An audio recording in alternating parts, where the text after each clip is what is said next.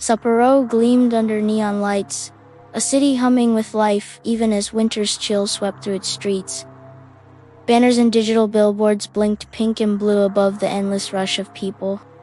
Beneath the glow, the steel tracks of the train lines wound through tunnels and overhead bridges, carrying secrets in the thunder of passing cars. Yuki Nakamura pulled her scarf higher over her face as she stepped out of Hokusei High School for the first time. She was a transfer student, dropped into a new school. Classrooms smelled like chalk and old books, and faces turned to her with polite curiosity. But she kept her head down, her hair curtaining her eyes, and nobody pressed too hard to get to know her. Each day, during lunch, Yuki slipped up to the rooftop. The wind was cold enough to sting her skin, but she preferred the solitude. From up there, the city looked distant and safe. She could trace the silver lines of train tracks weaving through Sapporo Center and watch the snowy roofs glitter under pale sunlight. On the fourth day, the door slammed open behind her.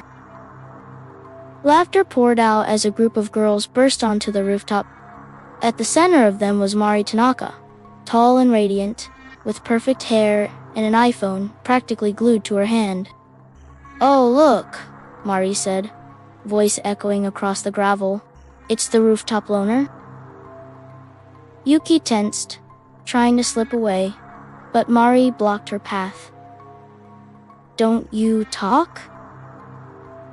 Mari teased. "Or are you mute?" Yuki forced herself to speak. "I talk." Mari raised an eyebrow. "Then you've got to know about tek-tek." Yuki frowned. "No." Mari's eyes gleamed. "Seriously, she's like Japan's scariest ghost. A woman who got cut in half by a train. Now she crawls around on her elbows, dragging her top half. And if she catches you, she cuts you in half, too." One of the other girls groaned. "Oh, stop, that's gross." Mari ignored her. "They say she haunts train stations, especially late at night. If you hear scraping, like bones on the concrete, that's her tek-tek." A cold ripple passed through Yuki's chest. She tried to brush it off. Mari suddenly leaned forward, smiling. "Let's play a game tonight." Yuki hesitated. "What game?" "Let's go to Sapporo Station at midnight. We'll call for tek-tek, see if she shows up." "No way," squeaked one of the other girls. "That's how people die in horror movies," Mari scoffed. "Scaredy cat. How about you, new girl? You scared?" Yuki felt herself shrink, but something stubborn rose inside her. "I'm not scared." Mary's grin widened. "Perfect. Midnight Sapporo Station. Don't chicken out." Wind howled over the rooftop as the girls left, leaving Yuki alone with a distant sight of trains gleaming like knives. Midnight draped Sapporo in darkness, save for neon reflections shimmering on wet streets. The station loomed huge and empty, its tiled corridors echoing like a cavern. Rolling shutters were pulled halfway down. Electronic screens flashed silent ads to an audience of no one.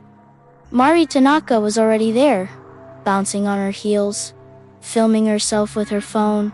Okay, guys, it's Mari, and we're about to summon tek-tek. Smash that like button."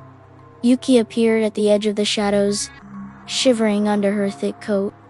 "This is stupid," she mumbled. Mari waved her off.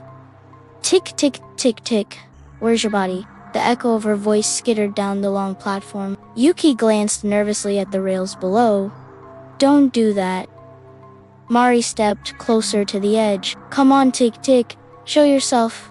From somewhere down the tracks, a soft metallic noise drifted through the air. Clink, scrape, clink, scrape. Mari froze. She lowered her phone, eyes darting left and right. "It's probably just a hobo," she whispered. The sound grew louder. Clink, scrape. Tick, tick. Yuki grabbed Mari's sleeve. "Let's go." Mari didn't answer. She stared into the shadows, wide-eyed. Then from the far end of the platform, a shape emerged. A woman crawled into the light. Her hair was long and wet-looking, hanging in thick ropes over a pale, blood-spattered face.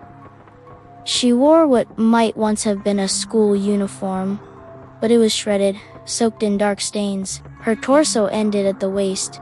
There was nothing below, only splintered vertebrae, bone and sinew, gleaming red. She moved in quick, jerky bursts, dragging herself with powerful arms. Her spine scraped the ground behind her. Her mouth stretched into a grin so wide it seemed her skin would tear. Mari screamed, dropping her phone. The ghost lunged forward, impossibly fast. Each pull of her arms brought her closer in blur-like bursts. Tick-tick. Mari turned and fled down the platform.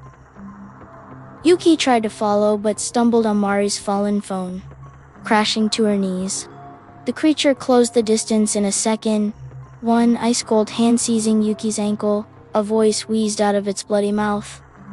"Where is my body?" Yuki shrieked, yanking free, and fled after Mari. Behind her came the hideous scraping of bone on concrete. Outside, snow fell like ash, muffling the streets. Neon lights blinked pink and purple as if nothing had happened. Mari had vanished into the darkness, leaving Yuki alone and trembling under the glow of a flickering sign.